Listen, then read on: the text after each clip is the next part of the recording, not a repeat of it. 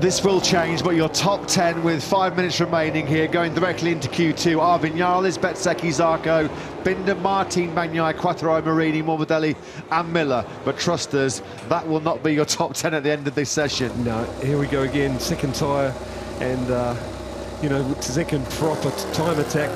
You can see it's all going to change again. Matt, how often do we see two Yamahas at this late in the session in the top 10? Yeah, and both Quattro and Morbidelli at pains yesterday to point out to me that they have to be in Q2. They feel like they've got podium potential here this weekend.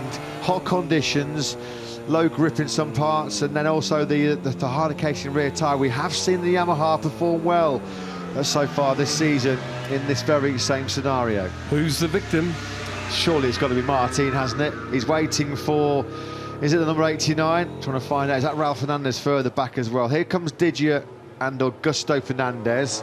Aye, Didier, yeah. That's a good choice. Didier's been flying. Well, so might as well look at the bike in the colours he's riding for next year. So Oliveira then at the back of this quartet then. Fernandez, aggressive on the front end. Fastest first sectors exchanged by the likes of Ralph Fernandez, Binder and Pol Espargaro. And this could be the late problems that we've seen so many times. Yellow flags were out briefly in the second sector. They've been quickly withdrawn. Brad Binder had an astonishing first sector, up by over a tenth and a half on that factory KTM. So Joan Mir did get Jorge to follow. And Didier, I was saying, good choice because he's outside that top 10 and he has to put these laps together. He certainly does. 14th place at the moment for the Italian, who's probably still a bit hoarse after screaming inside his helmet when he came over the finish line in that top 3 in Phillip Island. Here we go, time attack mode. Who's on course for P1? Yeah. It's none other than Jorge Martin. Here is Didier, Marc Marquez and Augusto Fernandez. That trio now, hard left through turn 5, then left again through 6, into the fast and flying part now, into the third gear turn 7. That's where Marquez had the big crash on the eve of that championship winning weekend in 2019. He's hanging in there. Look how hard he was attacking that Michelin front tyre there, Marquez. But it's Martin though, the man to keep an eye on. Jorge Martin over a tenth and a half clear, 5th place, a 1:30.148. This lap at the moment good enough to put Marquez into 9th. On the brakes then for Gian Antonio into 12. Aleix Espargaro on the factory. Aprilia's gone 2nd. We have a factory Aprilia 1-2. What a turnaround that has been in 12 months for the Nuali factory. Augusto Fernandez at the back of that train goes up into 6th place, but Jorge Martin out of the final corner and right on cue. He doesn't disappoint. Martin leads a 1:29.826. That's nearly a 10th clear of Maverick Vinales in 2nd place. Zarco still doing a really good job there in 4th. Pecco Bagnaia then now. He'll need this lap. Oh, he was flirting with the track limits there, wasn't he? Pecco Bagnaia. As it stands right now, he is still into Q2 directly. A mission that he has not accomplished. Oh, that's Jorge Martin. Is that Martin? It is. The Martinator's gone down. Airbag's gone off. So Jorge Martin, having just set the fastest time of the weekend so far, a 1:29.826 at turn 3. He dumps the Prima Ducati.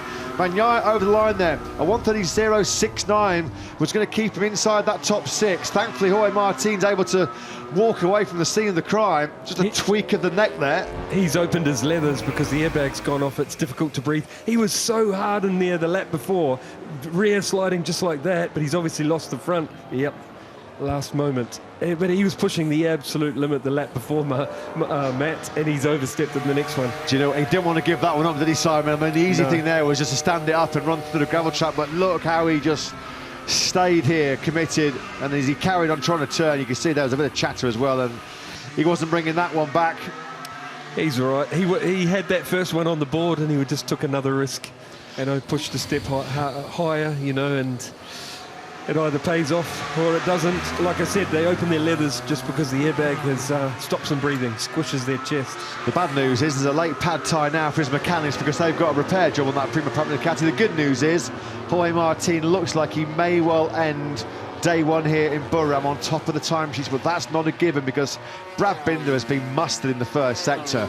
That's the 3rd or 4th lap in a row. The South African has set the fastest first sector of the session. He's up again Of course, Brad Binder and my good colleague Simon Crayfar have got a pretty big rugby match tomorrow night, the final of the Rugby World Cup in France.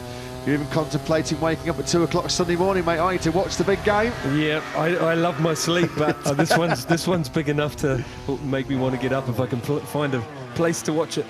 I'm sure you will be able to, no problem. Maverick Vinales also on a good lap. Binder's not going to deny Martin top spot because he's just set a personal best third sector, but not enough. Bagnaia then looks like, for the first time in 3 Grand Prix, he's in Q2, which will be music to the ears of the factory Ducati team. Big shout out to Augusto Fernandez, who's wanted to be in Q2. He's been fighting for that.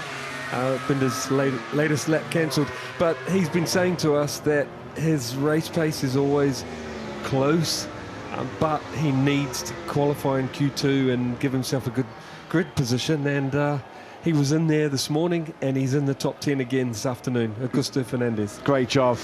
A ridiculously close session, an insanely close session. Spare a thought for poor old Juan Mir on the factory Honda. Mir is 16th. 16th. He wasn't even half a second behind Jorge Martin's best time. Alex Marquez was 18th and not even 5.5 tenths further back. Just incredible. A smile on the face of Gino Borsoi. Relief, because their man escaped injury at the late crash at turn 3, and once again he throws the gauntlet down on a Friday. Martin will go into qualifying tomorrow, certainly a big favourite for pole position, and if he gets on that front row he's going to be a big favourite for the Tissot sprint. He's won the last 4, hasn't he, Jorge Martin?